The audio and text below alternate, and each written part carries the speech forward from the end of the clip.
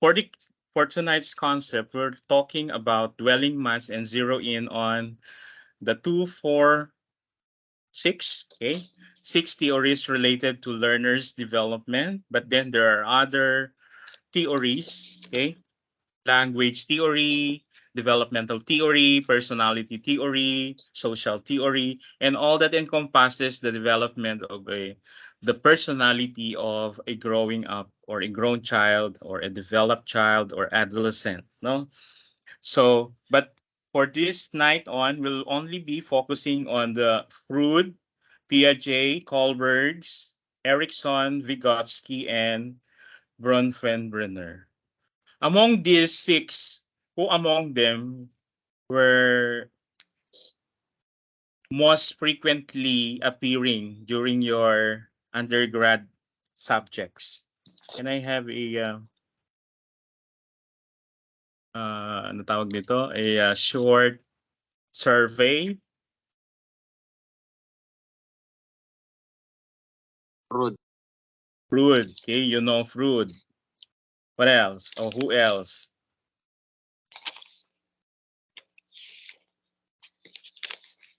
So it's only Freud that instilled in your minds when you were in your graduate studies.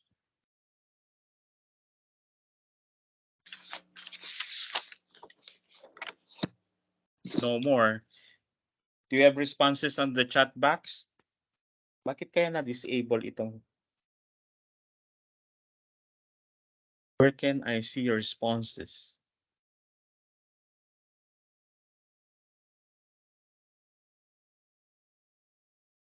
Can I assign one to please read all the messages or responses on the comment box whenever there will be sharing their responses on the chat box? Immediately, please read when I'll be asking questions.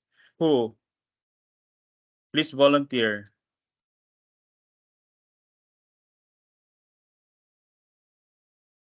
Volunteer?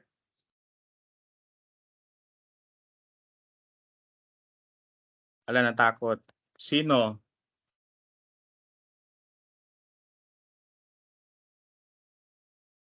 Ako na lang, sir. Who's on the line? Si? Mr. Marlon Ternora, sir. Thank you, Sir Marlon. Please read the messages that are appearing on the comment box whenever I ask questions. Thank you. Now, we'll start with the Freudian concept of psychoanalysis, or the three components of personality and the 5 psychosexual stages of development. Okay, bakit tumatak si Freud, no? Simon Freud. Simon Freud is the one who postulates the Freud's psychoanalytic theory, and it has three components of personality according to him. And what are these three personalities or components? We have the id, the ego, and superego. I guess this was being remembered and is still in your minds that there are three persona according to Simon, no? Meron kang id. What is this id? The primitive instinct, no, instinct component of personality that operates according to pleasure principle. If you talk about instinct, yan, naitatak na sa buhay mo yan, pagkapanganak, meron ka ng mga instinct activities. Okay? Hindi na tinuturuan yung isang kapapanganak na bata, alam na niya kung saan siya kukuha ng pagkain pagkalabas. Okay? Bakit umiiyak ang bata pagkalabas? Meaning, nasaktan or either gutom. Okay? That is instinct, and most animals, even humans, have instinct characteristics. Right or wrong? Yes, Tama, sir. sir. Right, Oh, sir. yes. It's the unconscious or instinctual part that seeks pleasure is the id. For example, a child wanting for a cookie or a food is instinct to have a saliva, no, lalabas yung kanyang kapag nakakita siya ng ice cream, anong nangyayari sa bibig ng bata? Sir, it is innate upon birth Yes, po. it's innate upon birth. That's it, no? Natural. Okay, natural upon birth. And it's also natural upon actions of a person. Kapag natusok ka ng karayom, what is your natural response? Ow. Okay, you'll shout ow or ouch. Yan. Or hindi naman siguro after 5 seconds magsisigaw ka ng aray, no? It should be immediately jerk and respond immediately because that's the instinct of a person. Or kapag ahas yan, tutukain ka kaagad, no? Kapag aso naman, kakagatin ka kaagad because that's the instinct characteristics. Now, for ego, what happens to the ego? Ego is the decision-making component of personality that operates according to the reality principle. Okay, what are also the examples when we talk about the ego?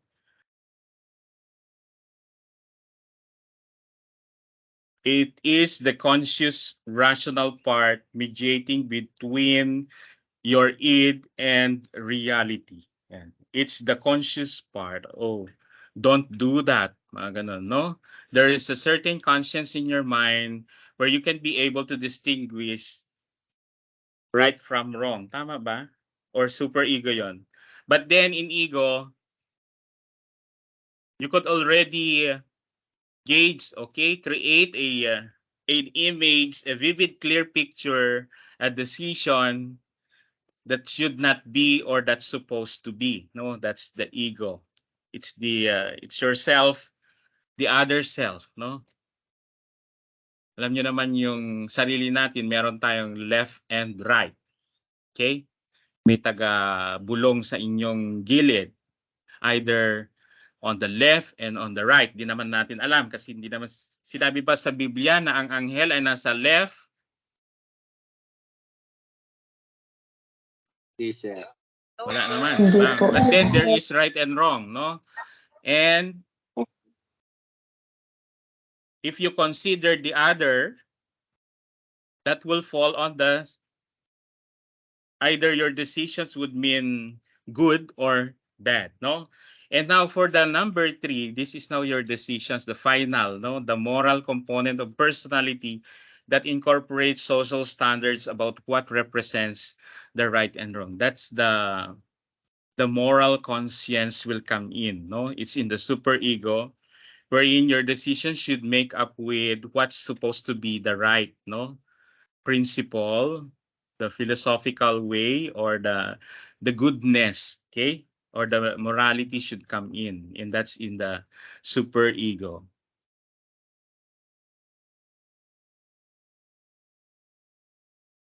If you were able to feel guilty about what you did, which part is the level of personality? Is it id, ego, or superego? Super ego. Yes, it's in the Superego, sir. superego Superego. because there's a decision point of what you did, no? Acceptance of what you did, wherein morality will come in, and of course your decisions of what you have done. Okay. According to our ethics, the science of morality of human acts, okay, it's in the superego that you learn to decide and discern which is the good or bad. Your actions speaks what you have done, no? And it should always be on good. But then again, naturally, human always commit mistakes, no? Because we are but human and we are imperfect and we have imperfections, as we said. Okay, did you learn something for Freud? Yes, sir. Yes, sir. Once again, who Yes, is sir. Freud? Yes, sir. The complete name of Freud? Sigmund Freud. Sigmund. Depende kung Simon Sigmund Freud, or sir. Simon, bahala na kayo. Simon, Pagka sir. proper noun daw, depende ka saang context, no? Saan ka nakatayo? Are you in US? Are you in Europe? Are you in Philippines? In Philippines, you can say it. What's the Philippine term for Simon? Sigmundo. Sigmund. Okay, bahala daw kayo kung saan kayo nakatayo. Yun yung proper way. But then, in a proper noun, all pronunciations can be accepted. Okay? Ito yung sinasabi natin to summarize the three components of personality or the level. I want to do that now. Sabi ng sarili ninyo, no? I want to do that now. Bigla-bigla nakakita ka ng pera, ang sabi ng utak mo, pera na yan, no? For superego, it says here, it's not right to do that. No, don't get it because that's not yours, sabi naman ni superego. But then the decision says, ego, superego pala yun, no? Number 3. And the ego says, maybe we can compromise, no? Maybe we can compromise. That's the ego, meaning you're natural but human, that you can decide either good or bad, depende sa decision mo. That's ego, no? Di naman lahat ng tao mababait, di lahat ng tao masisipag. Talagang may ego, no? Yung sarili mo. Doon ka nga ipinanganak eh. Nandun yung environment mo, nandun yung dugo mo, kaya ang tumasalantay sa iyong katawan ay ego. Kapag ginalaw ang ego mo, anong nangyayari? Either magre-revenge ka or sasama ang loob, no? But then again, we respect everyone. We respect everyone's decision. So we respect one's ego. Your decisions may not be the right decisions for others, but then you have to stand. What have you done, no? But then again, it says here in the superego, you have to do what is right. Do the job right, not do the right job.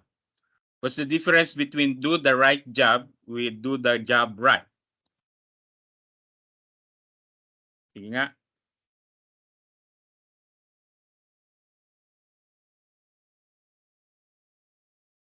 Which one dictates guilt or with morality and conscience? Do the job right or do the right job? Do the job right, sir. Okay, it's do the job right. No more further explanation to that. Okay, we move on to the next part. Hindi pa, no? Dalawa pala ang concept ni Freud's. The second one is the Freud psychosexual stages of development. We have 2, 4, 5 stages of psychosocial between the ages of 0 to 12 and up, and the focus of their libido. Okay, I know you know what is libido and the major development and adult fixation example. We talk about the oral stage that is on the stage of 0 to 1 year old. Their focus of their like, no, is on mouth, tongue, and lips. And what is their major development? Okay, automatic that they wean off of the breast and feeding or formula.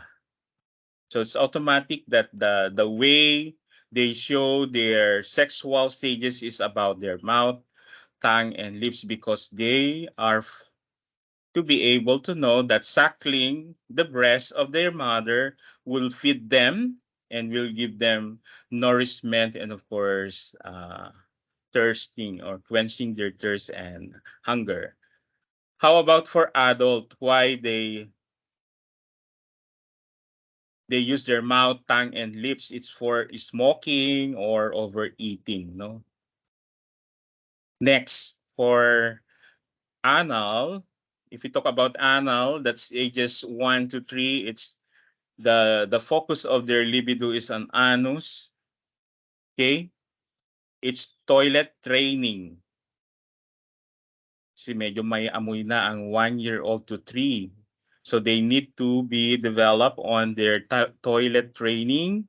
And for adults, they need orderliness and problems on messiness. Okay, you have to teach them the proper order of grooming, okay, and toilet habits, and of course how to maintain cleanliness in their bodies. Okay, for phallic talks about the genitals that is on the 3 to 6 years old. They now learn to cover genitals because they were now able to distinguish that they are boys and they are also girls. Okay, that's resolving their Oedipus and Electra complex on that major development. Okay, you learn and teach them that this is the proper way how to handle your genitals about boys. Okay, you need to wear your inner shorts.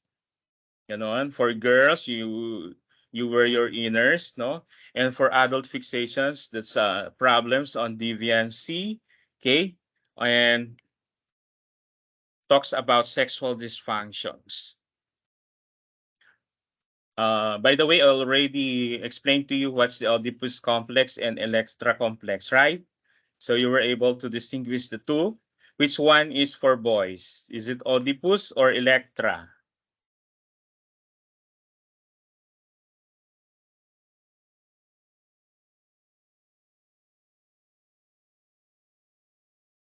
Oedipus, sir. Anyone? Oedipus po, Oedipus sir. for boys and Electra for the girls. Okay? Female. Boys are now attracted to the other sex, more especially to their mother. Okay, attractions is on their mother if they are boys, while girls, their attractions is on their they tend to be overprotective with their mother. Yan. Okay. Next is on latency. Latency is on ages 6 to 12, developing defense mechanisms. And that is unique to all of us. No? And the genital is on ages 12 and above. Their focus of libido is on their genitals, and their major development is reaching full sexual maturity, but is also on adult. Excuse me. If all stages were successfully completed, then the person should be sexually matured and mentally healthy. Ano bang pumapasok?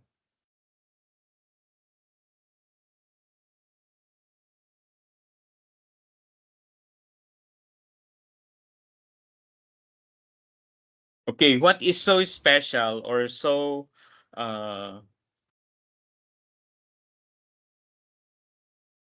disturbing about Freudian's psychosexual stages of development? What is so intriguing about this? Anybody? Do you have a further knowledge about what is intriguing about Freudian concept of psychosexual stages? Sir, Yes. sir, for me, my understanding about Freudian psychosexual, kapag hindi po kasi na fulfill yung focus during the childhood, and I think po na mag-a-appear po ito during the adult fixation, sir. Okay. Or something like mauulit siya, sir, ganun. Pag hindi po na-fulfill yung ano sa during the childhood. So mangyayari, sir, is yung fulfillment is parang mako-continue sa during the adult, sir. Ganun. Okay, thank you for that input. No? It's the orientation of the child.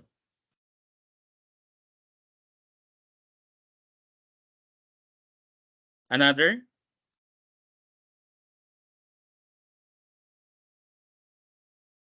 What happened now to our young generations as to psychosocial stages of development?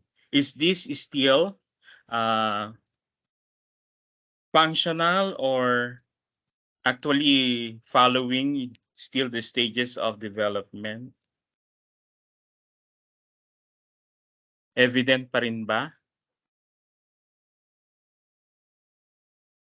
I guess we will not Sir, be hindi na po sa misinterpreting lahat, sir. about okay, gender disorientations, mga ganun, no? Hindi naman siguro, okay? We'll not just be working on it. Baka we might be working on deviancy, no? Or sexual dysfunctions. Okay, what is so intriguing about this says that everything that we do now, it's always centered on sex. Is that correct?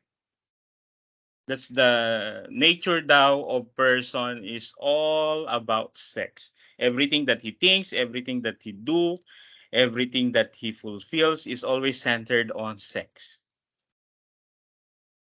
Are you amenable to that statement of Freud?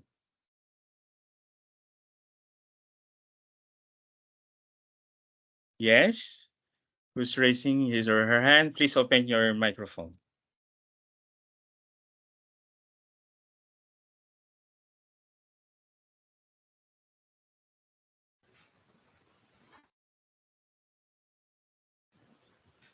Who beg to disagree of that statement?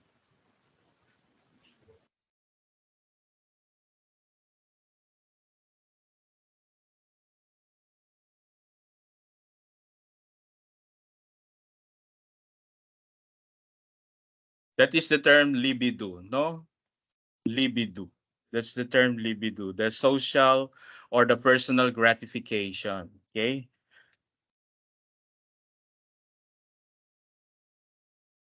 And we have different levels of gratification according to fruits.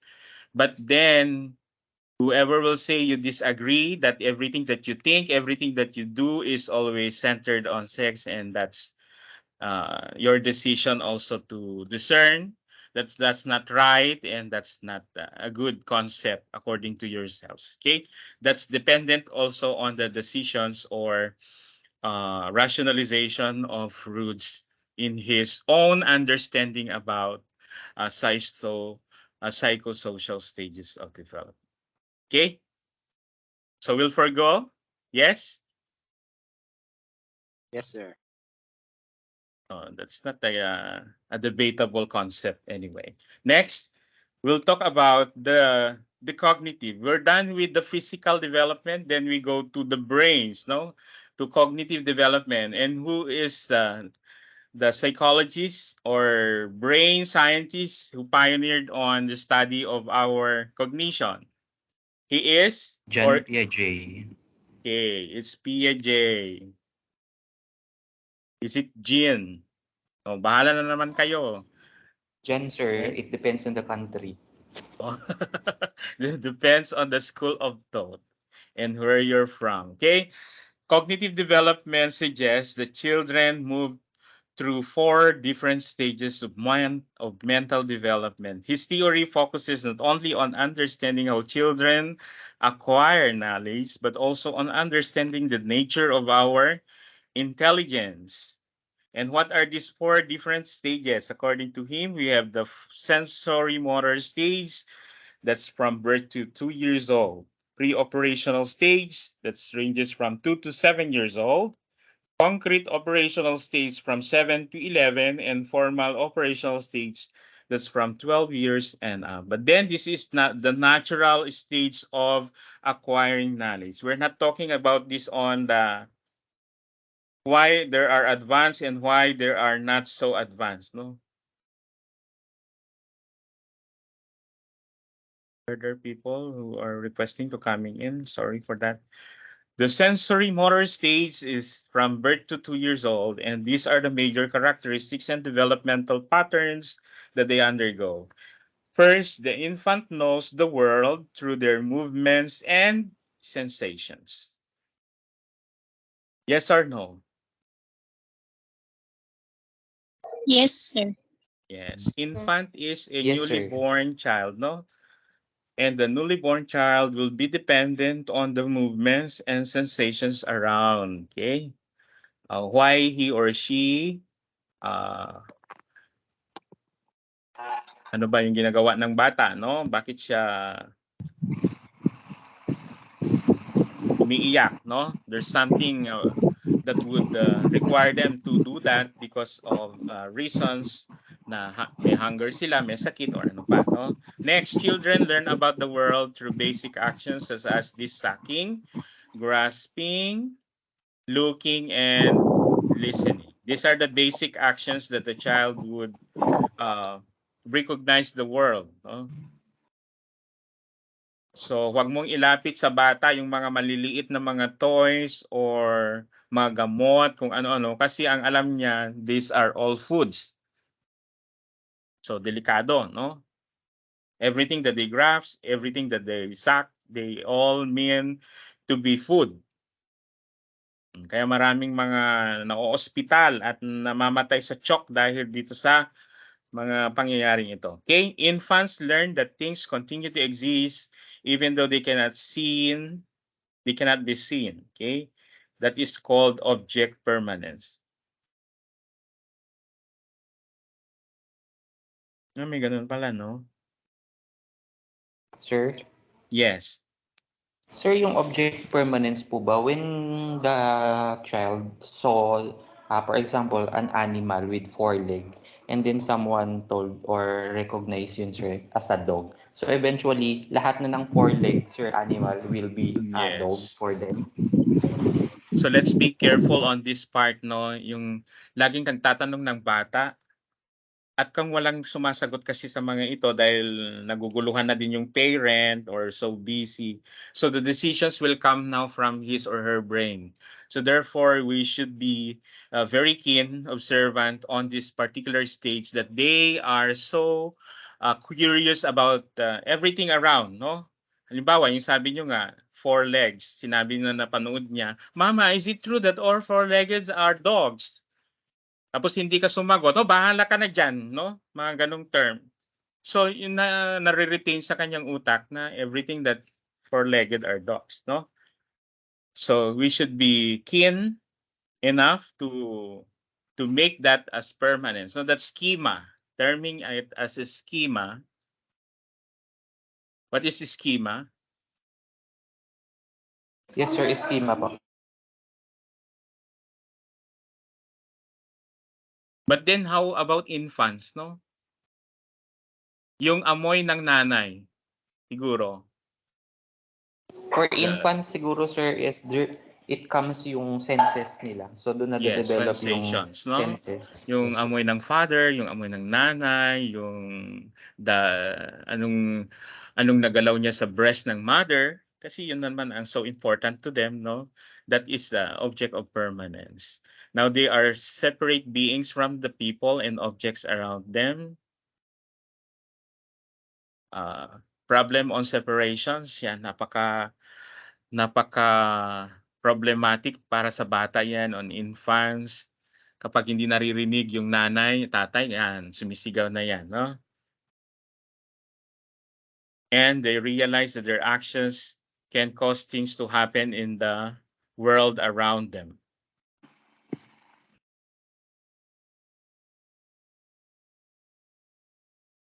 Next, we'll go to pre-operational stage, no? Ages 2 to 7 years old. This is from pre-kindergarten to grade 6.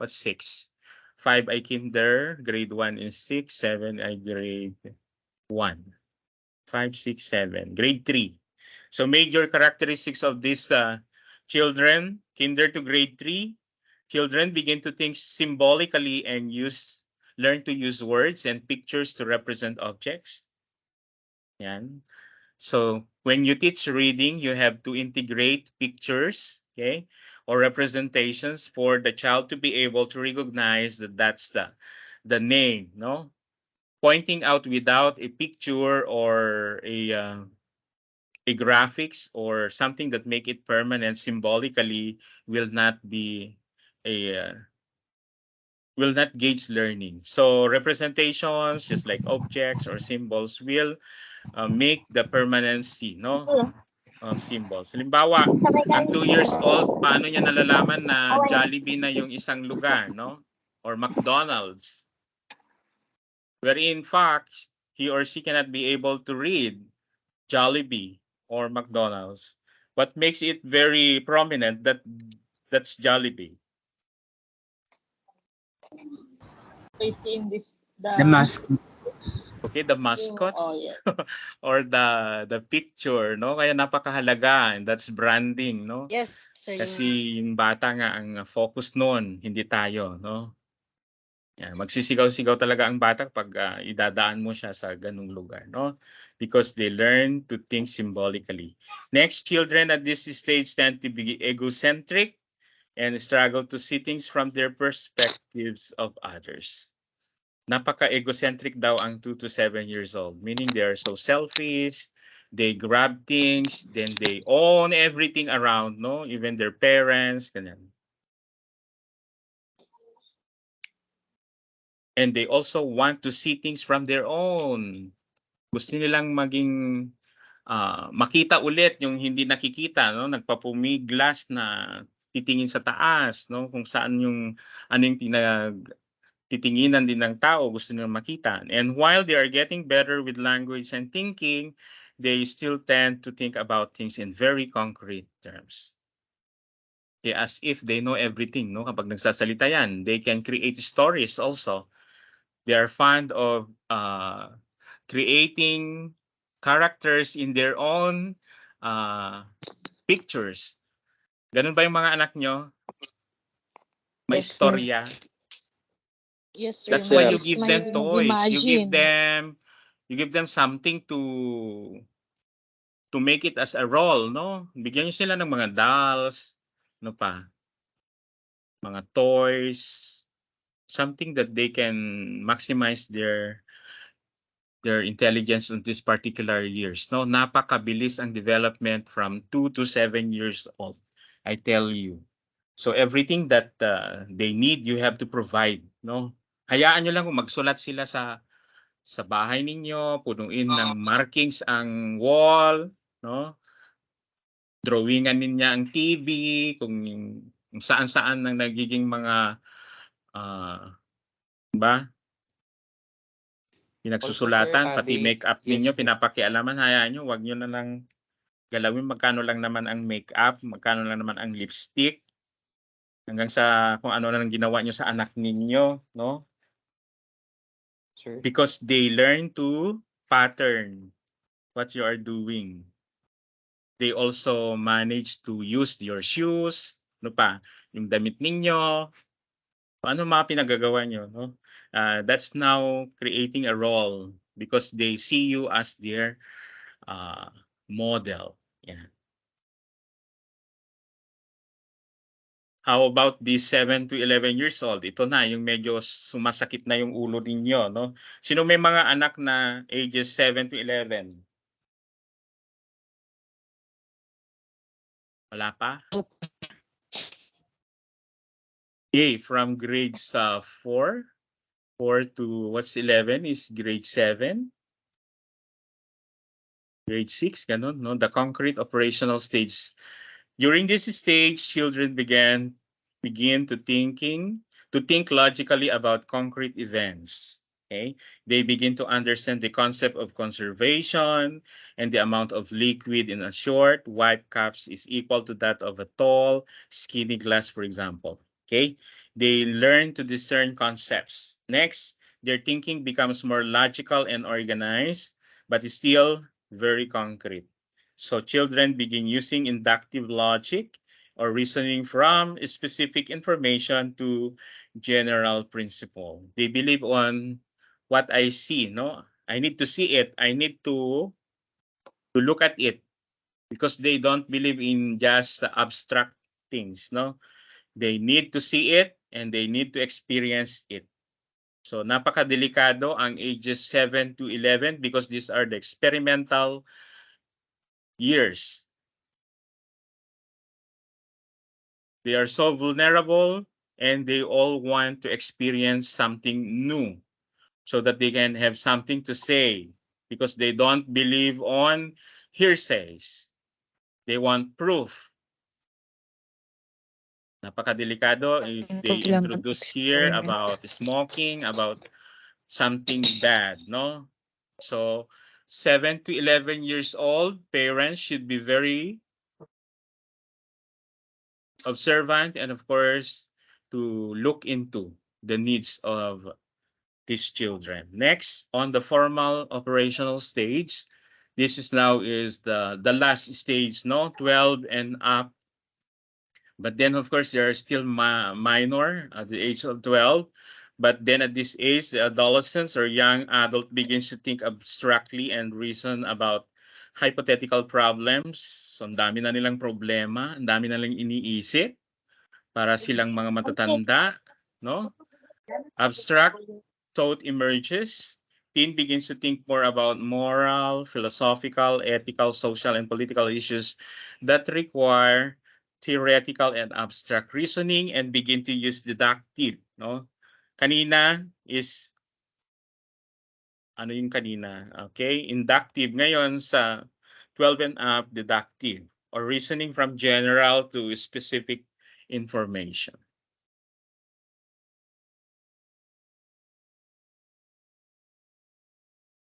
Okay, that's Piaget's level of cognitive and metacognitions.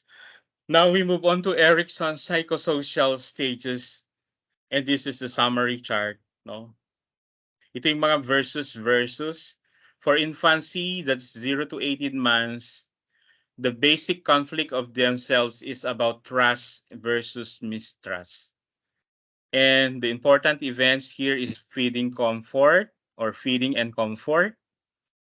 And the key questions to be answered is my world safe enough for me as infant? And the outcome, if a child develop the sense of trust when their parents or caregivers provide reliability, care, and affection, a lack of this will lead to mistrust. Okay? Kaya nga, if Yaya had provided the most feeding and comfort, then ang nire-recognize niya mostly ng infant ay si Yaya kasi siya yung tagapagbigay ng feed and comfort sa bata. So nagkakaroon ngayon ng problema kung hindi naman recognize ang parent on this part, no? For early childhood, that's 2 to 3 years old, the conflict about autonomy versus shame and doubt. So toilet training and dressing is the important event here because they learn to be dependent, no? And independent. Nagmamarunong na sila, no? So you have to teach them on toilet training and dressing. Mga 2 to 3 years old, no, maarte na. Hindi gaya sa atin noon na kung anong isuot mo o isuot ng nanay natin, no, kahit katatawanan yan and we appreciate. But this time, for 2 to 3 years old, naku, mamataan ka na kung ano yung, oh, what do you like to wear today, no? Can I do things by myself or I need always rely on others? So children need to develop sense of personal control over their physical skills and sense of independence. For preschool, yan, pumapasok sila for 3 to 5 years old, their conflict is initiative versus guilt. Why? Because they learn explorations and love to play. Am I good or bad? So the child would be asking pag laging sinasaway mo dahil sobrang kulit, no? Am I good or bad? So children need to begin asserting control and power over their environment. Success in this state leads to a sense of purpose, and children who try to exert too much power experience disapproval, resulting in a sense of guilt. Oh no, I'm bad. No, if the child would always learn and listen that she is bad, definitely she will learn to feel guilt most of the time when she does things. Diba nahalata nyo sa anak nyo from 3 to 5, kapag umiiyak yan, na nafe-feel niya na that is, she is a bad girl, no? Or bad boy. So be careful of your words and how you treat a 3 to 5 years old because when he learned to hate himself, napakahirap i-gain ang confidence ng bata pagpunta niya sa school, no? Hindi maihihiwalay or takot siya sa crowd. Ayaw niyang mag-present ng mga activities because that is the problem about guilt. Pero kung na-emphasize sa kanya na it's okay to commit mistakes, then she will learn initiatives, no? She will learn to volunteer. She will learn to appreciate that being a preschool or going to school is a good opportunity and it's a success, no? Next is the school age children that's 6 to 11 years old. Then industry versus inferiority again. That would talks about school and activities. The question is how can I be good? No? Children need to cope with new social and academic demands. So success leads to a sense of competence, while failure results to the feeling of inferiority. Hmm? So let's also be careful of giving praise and rewards on the success or the academic components of your child when he or she will be turning to 6 to 11, no? Okay lang, no? Cheer up. Yun ang gusto niya. So that he will learn to be industrious. Just be okay if you are not the high honors or with honors. Learn to excel next time, mga ganun, no? But then kung galit ka, puro na lang salita about wala kang silbi, ganun, napakabobo, then that is inferiority, no?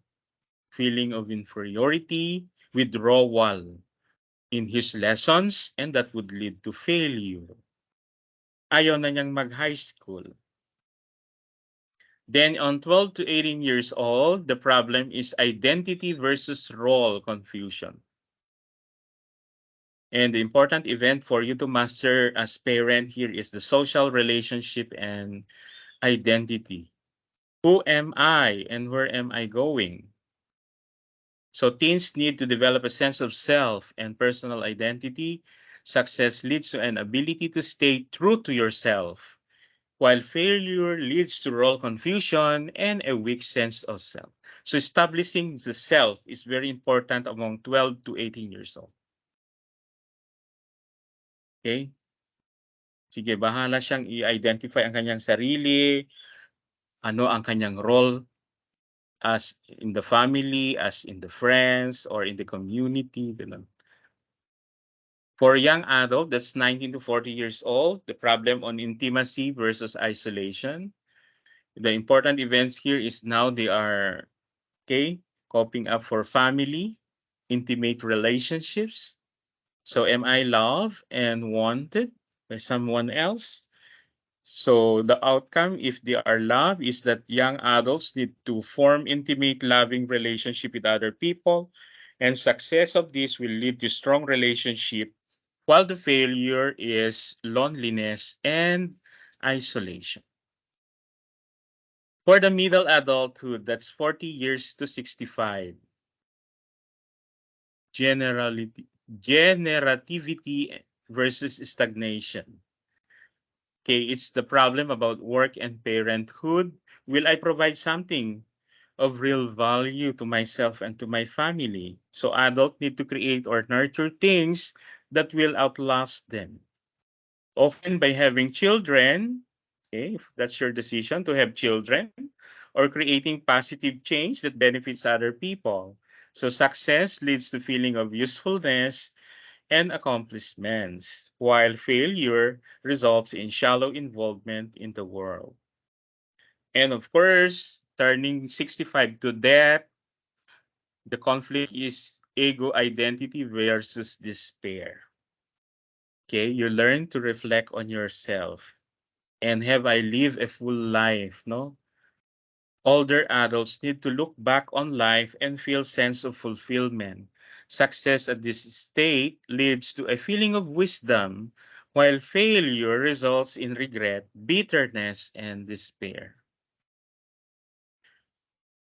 At what age you belong? Can I have your response? Where are you now in terms of your social stage? And what Young adult po. questions? Adult? And what are your questions about life, no? What you worry about? Success. You worry about love, you worry about where you're going to, you worry about the something that is valuable to you, or you ask, have you lived life the fullest or the self-actualization? O, bahala na kayo anong mga iniisip nyo ngayon, no?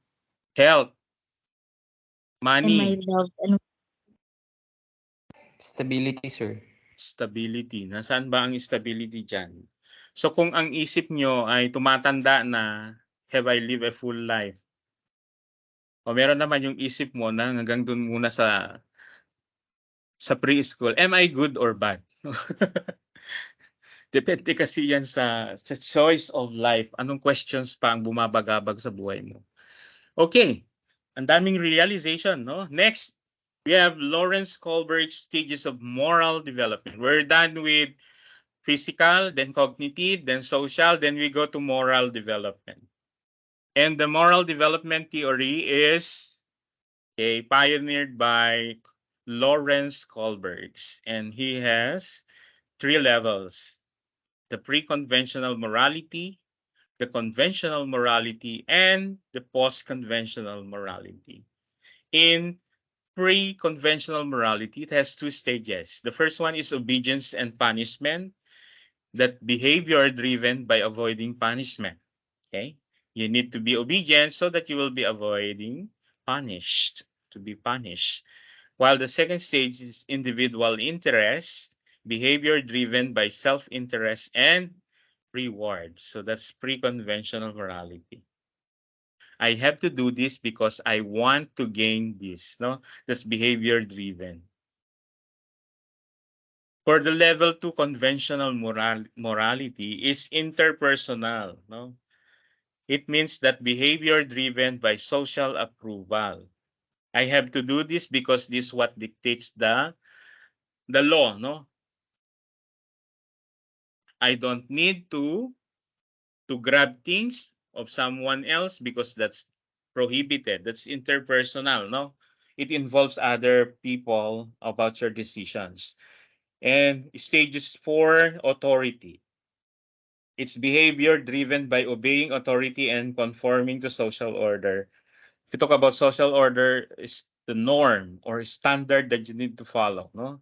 There are basic rules, there are basic standards that will confirm you as a moral person or a just person who is following the civil law, no? So that's under stage 4.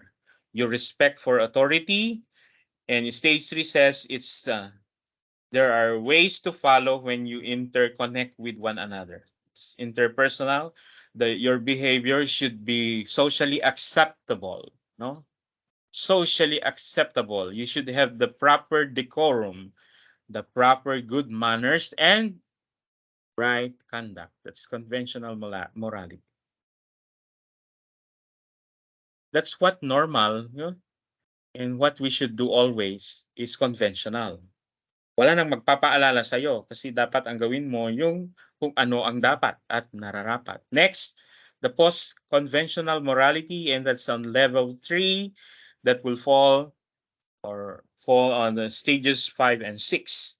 It says here about social contract and universal ethics. For social contract says behavior driven by balance of social order and individual rights. And universal ethics says that behavior driven by internal moral principles. Okay. In this post-conventional, you have agreements. Okay. You have to conform by laws, social orders, and respects for individual rights.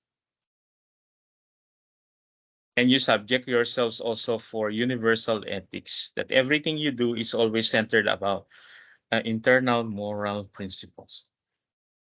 So hindi na ituturo sa iyo kung ano ang kailangan mong gawin at hindi dapat gawin, no? It's post-conventional morality. And this is what we are supposed to be doing. No need for posting, no? Bawal umihi dito pero doon ka umiihi. Ba? Huwag magtapon ng basura dito pero doon ka nagtapon. So siguro hindi mo na-reach ang post-conventional morality.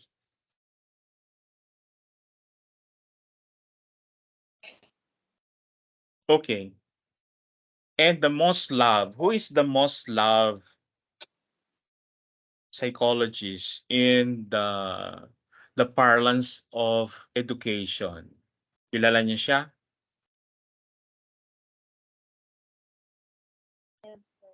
And the best love of K to 12. or best friend ng K to 12 and matatag curriculum is Levi-Vygotsky. Sara No? Duterte. Hindi si Duterte, no? It's Levi-Vygotsky. Everybody please say Lay. Lay. At left, Lady. Levi-Vygotsky. And who is Levi-Vygotsky?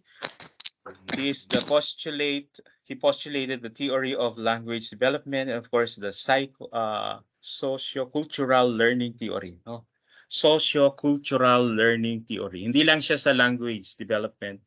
Of course, the combination of socio-cultural learning theory focus about social learning and the zone of proximal development. It serves as the ZPD. No? ZPD stands for zone the zone of proximal development. Please memorize this because this will be part of your licensure exam. And what is ZPD? Is the level of development obtained when children engage in social interactions with others. And it is the distance between the child's potential to learn and the actual learning that takes place. So it's a distance, no? It's a distance between the child's already know and what he really wanted to know, or the actual learning that should take place at a particular distance. So this is the drawing. So nasa gitna ang zone of proximal development when it comes to what I can do and what I can't do. Okay, to reach the bridge, no? To cross the bridge between what I can do and what I cannot do is to provide a help, no? What I can do with help. And we should always be dependent. Of course, why we go to formal school? Why need to go to someone who is knowledgeable than us? It's the provision of knowledge, no? It's the transfer of knowledge on what I don't know and what I know. Yan. So it's a check and balance. So ang tawag dyan is the zone of proximal development. Yung question kanina, who are these person that who are actually the provider of help? Lahat ba pwedeng mag-provide ng help?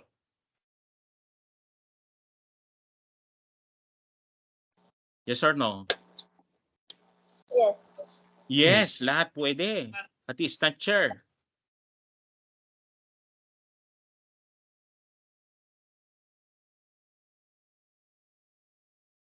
Ano yung term natin kanina? It's the more knowledgeable others or significant others. Please remember this one, no?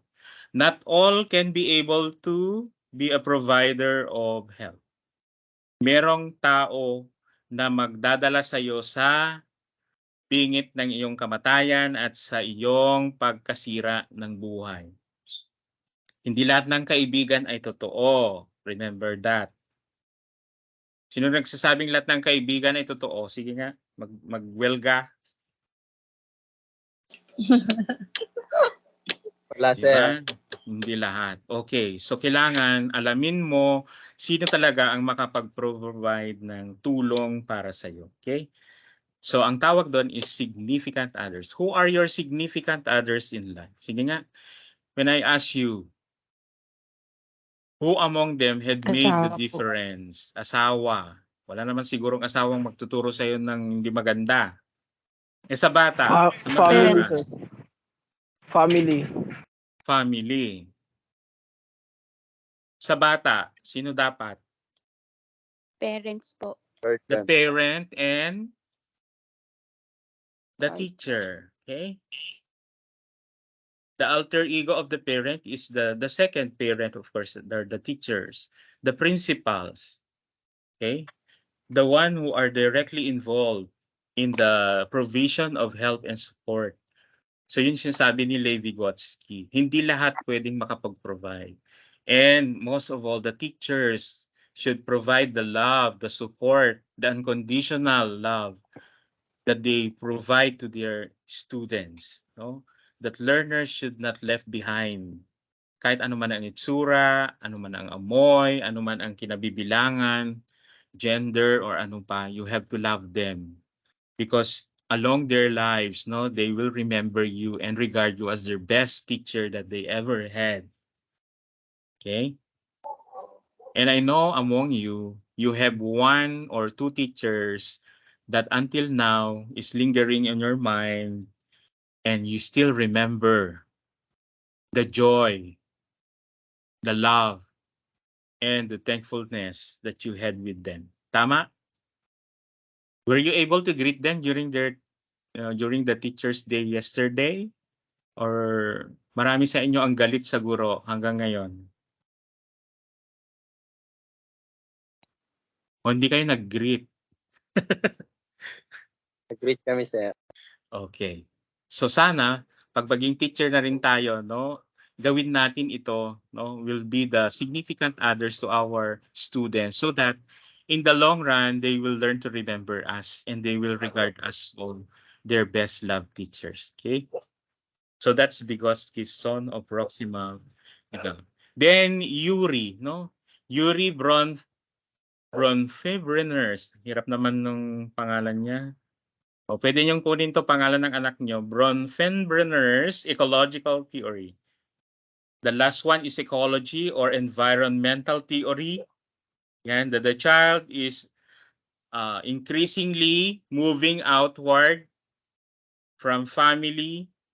Lumalabas siya into outer shells, and that's what you should do to discover the potential of this child and unleash the potential so that she can shine or he can shine.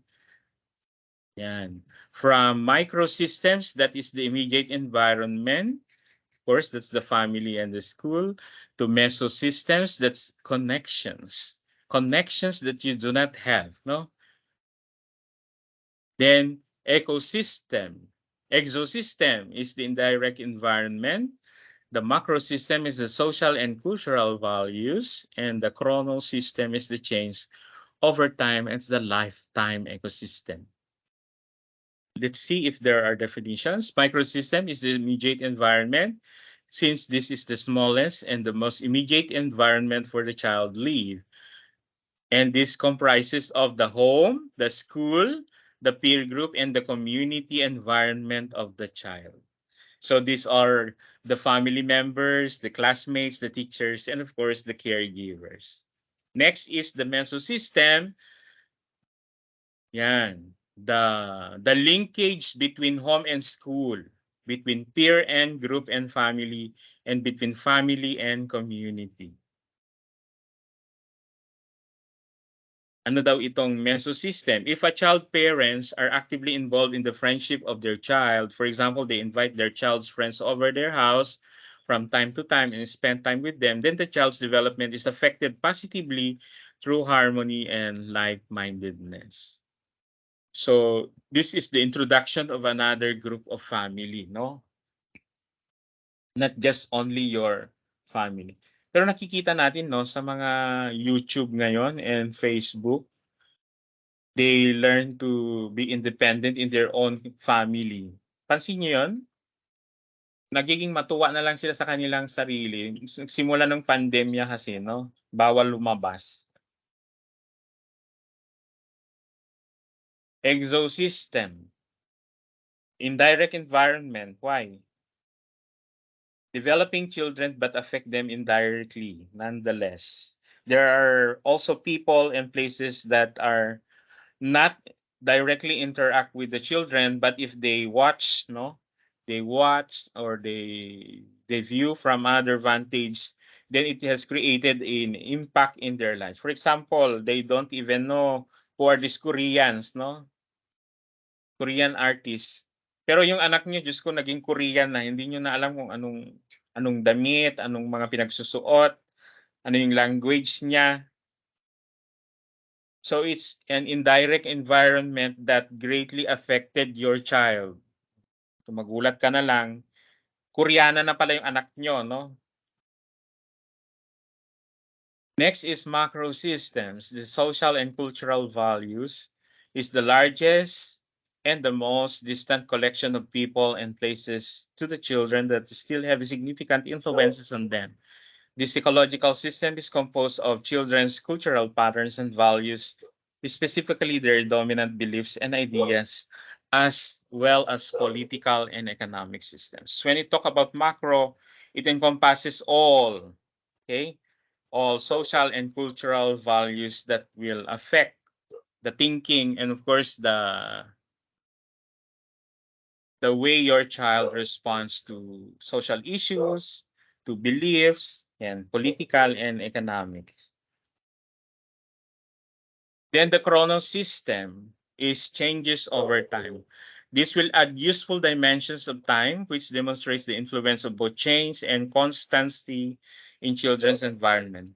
The chrono system may include a change in family structure, addresses parents' employment status, as well as immensely society changes, such as economic cycles and wars. So it's something that's permanent, something that is hard to change, so that will change over a period of time. That is chrono system. Oh, wow. So I guess we are done with our discussions for this evening. Do you have any questions so far? None, sir. None, Were sir. you Wala able po, to sir. gain understanding about our concept about developmental theories and other relevant theories? Yes or no? Yes, sir. Wow, thank you so Yes, much for that sir. comments.